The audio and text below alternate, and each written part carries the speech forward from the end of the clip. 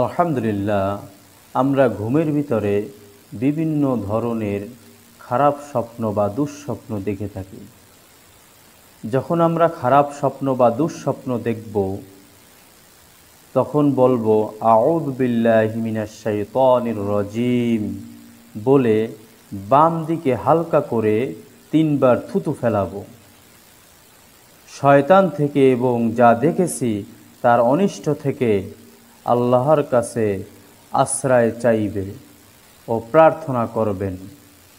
এবং এই যে দুঃস্বপ্ন দেখেছেন বা খারাপ স্বপ্ন দেখেছেন, এই ব্যাপারে কাহারও কাছে কিছুই বলবেন না, শেয়ার করবেন না।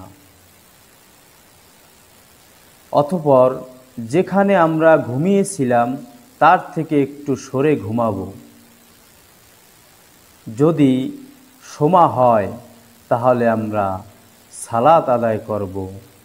আমাদের খারাপ স্বপ্ন বা দুঃস্বপ্ন থেকে আল্লাহ পাক রব্বুল আলামিন হেফাজত করবেন। আলহামদুলিল্লাহ।